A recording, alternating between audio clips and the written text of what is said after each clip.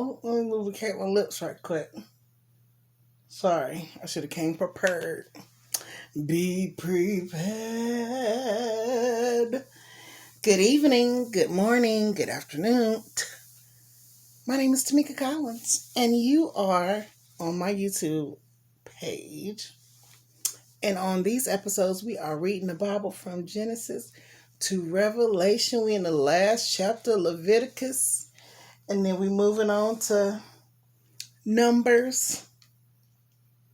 All right, hold on. Let me get my specs back on here so I can see something with my life.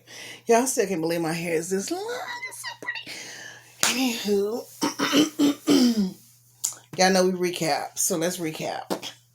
So, in chapter 25 of Leviticus, the Sabbath year, they talked about the Sabbath year and having plenty, doing what thus saith the Lord. They talked about the redemption of property and the redemption of the poor and enslaved. And in chapter 26, they talked about receiving God's blessings and the blessings of obedience. And now we are in the last chapter of Leviticus, chapter 27. So let's read and see what thus saith the good word. All right, so it's talking about the redemption of gifts offered to the Lord. Let me make sure this is right. Yeah, this is right. The Lord said to Moses, "Give the following instructions to the people of Israel. If anyone makes a special vow to dedicate someone to the Lord by paying the value of that person, here's a scale of values to be used. A man between the ages of 20 and 60 is valued at 50 shekels of silver." I was trying to see what 50 shekels is.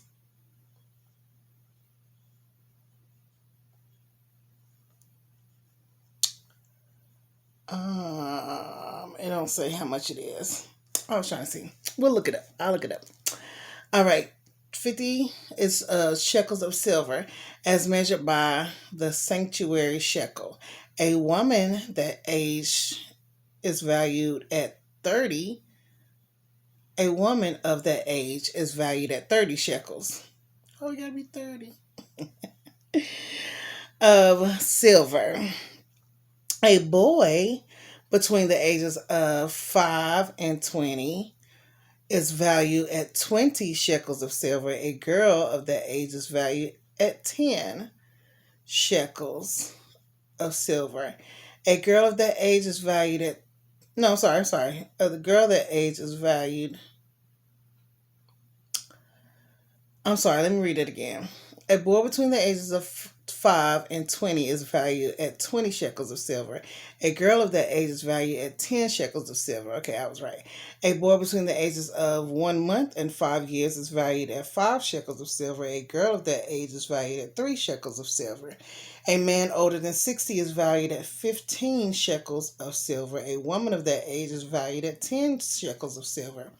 If you desire to make such a vow but cannot afford to pay the required amount, take the person to the priest. He will determine the amount for you to pay based on what you can afford. If your vow involves giving an animal that is acceptable as an offering to the Lord, any gift of the Lord will be considered holy. You may not exchange or substitute it for another animal, neither a good animal for a bad one, nor a bad animal for a good one. But if you do exchange one animal for another, then both the original animal and its substitute will be considered holy. If your vow involves an unclean animal, one that is not acceptable as an offering to the Lord, then you must bring the animal to the priest. He will assess its value, and his assessment will be final, whether high or low. If you want to buy back the animal, you must pay the value set by the priest plus 20%. If anyone dedicates a house to the Lord, the priest will come to assess its value. The priest's assessment will be final, whether high or low. If the person who dedicated the house wants to buy it back, he must pay the value set by the priest plus 20%. Then the house will again be his. If someone dedicates the Lord a piece of family property, its value will be assessed according to the amount of seed required to plant it. 50 shekels of silver for a field planted with 5 bushels of barley seed. If the field is dedicated to the Lord in the year of Jubilee, then the entire assessment will apply. But if the field is dedicated after the year of Jubilee, the priest will assess the land value in proportion of the number of years left until the next year of Jubilee. Its assessed value is reduced each year. If the person who dedicated the field wants to buy it back, he must pay the value set by the priest plus 20%. Then the field will again be legally his. But if he does not want to buy it back and it is sold to someone else, the field can no longer be bought back. When the field is released in the year of Jubilee, it will be holy, a field specially set apart for the Lord. It will become the property of the priest. If someone dedicates to the Lord a field he has purchased but which is not part of his family property, the priest will assess its value on the number of years left until the next year of Jubilee. On that day, he must give the assessed value of the land as a sacred donation to the Lord in the year of Jubilee. The field must be returned to the person from whom he purchased it, the one who inherited it as a family property. All the payments must be measured by the weight of the sanctuary shekel, which equals 20 gerahs or gerahs. You may not dedicate a firstborn animal to the Lord, for the firstborn of your cattle, sheep, and goats already belong to him. However, you may buy back the firstborn of a ceremonially unclean animal by paying the priest's assessment of its worth plus 20%. If you do not buy it back, the priest will sell it at its assessed value. However, anything specially set apart for the Lord, whether a person, an animal, or family property, must never be sold or bought back. Anything devoted in this way has been set apart as holy and it belongs to the Lord. No person specially set apart for destruction may be bought back. Such a person must be put to death. 1/10 of the produce of the land, whether grain from the fields or fruit from the trees, belongs to the Lord and must be set apart to him as holy. If you want to buy back the Lord's 10th of the grain or fruit, you must pay its value plus 20%. Count off every 10th animal from your herds and flocks, and set them apart for the Lord as holy. You may not pick and choose whether between good and bad animals, and you may not substitute one for another. But if you do exchange one animal for another, then both the original animal and its substitute will be considered holy and cannot be bought back. These are the commands that the Lord gave through Moses on Mount Sinai for the Israelites. All right, y'all. We done. We are finished with Leviticus. I don't really like to start a new chapter, but I guess we can at least read the preface of Numbers. Yeah, I can't wait to put my hair back up. I put it down so I can come on here and look like somebody's child for this good reading of the word. But I can't wait to put it back up in my scarf. And I'm probably going to go to bed because I've been up since early this morning time. Okay. So let's go ahead and read the preface, whatever it is, for Numbers, because that's where we at next time when we come on here, and I'll just recap what we talked about and what Numbers is talking about on our recap next. Okay, so we're about to get into Numbers, y'all. Numbers, we are moving along, y'all. I'm excited because I have, like I said, I have never got past.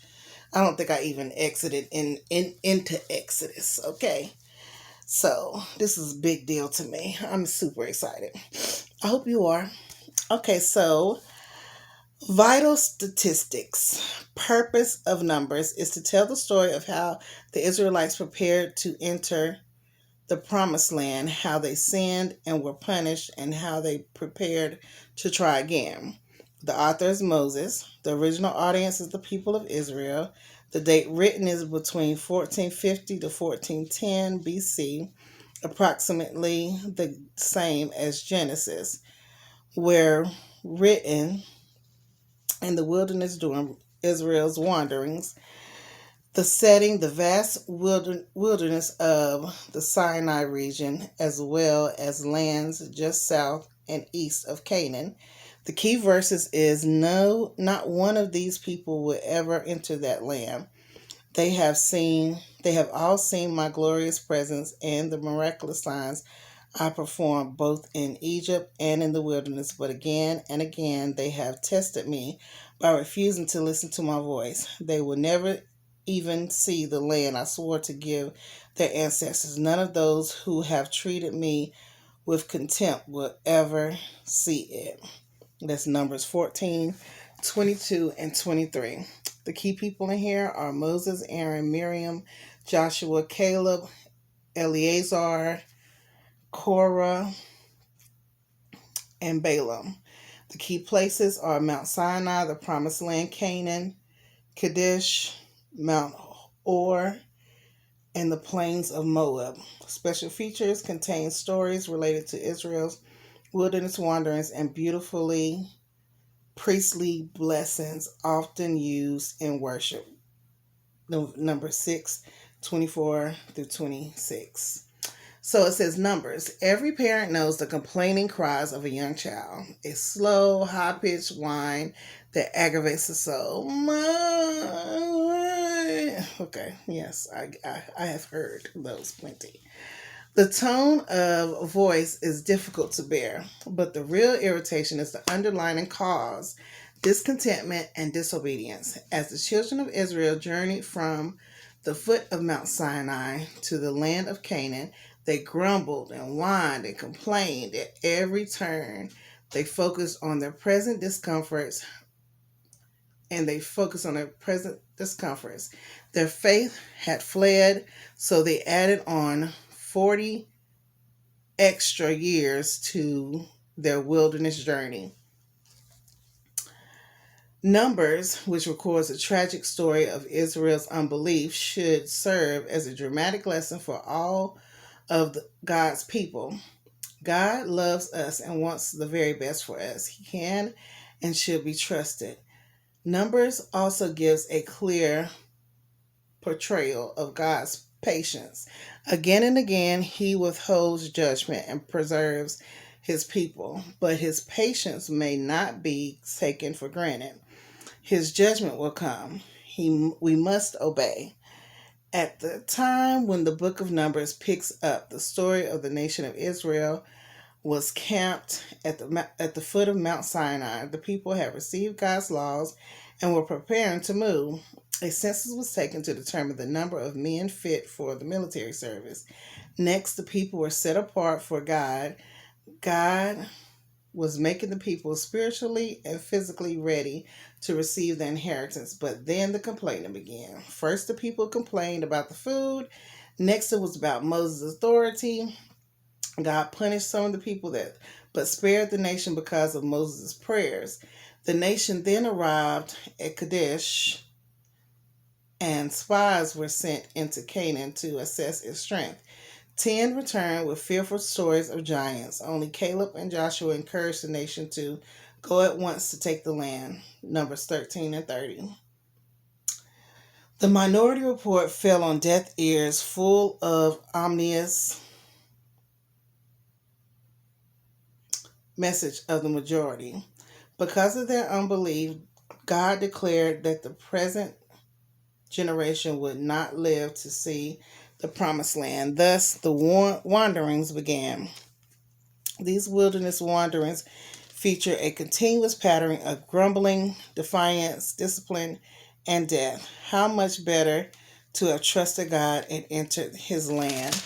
Now, terrible waiting began, waiting for the old generation to die off and waiting to see if the new generation would faithfully obey God. Numbers ends as it begins, with preparation. This new generation of Israelites was numbered and sanctified. After defeating numerous armies, they settled on the east side of the Jordan River. Then they faced their greatest test to cross the river and possess the beautiful land God had promised them. As you read, learn the clear lesson. God's people must move ahead by faith if they are going to claim his promised land. And they must determine to trust God as he leads along life's journey. All right. So that was the introduction for Numbers, in which we will be in chapter 1 when we come back. Thank you so much, y'all. We have moved on to Numbers, the first chapter. Thank you so much for continuously coming and rocking with me, listening to me babble on about the word and read the word. And I hope that you are having fun.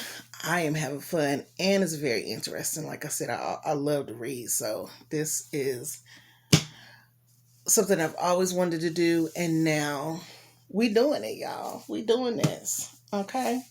So thank you so much. Have a great morning, afternoon, evening, and night.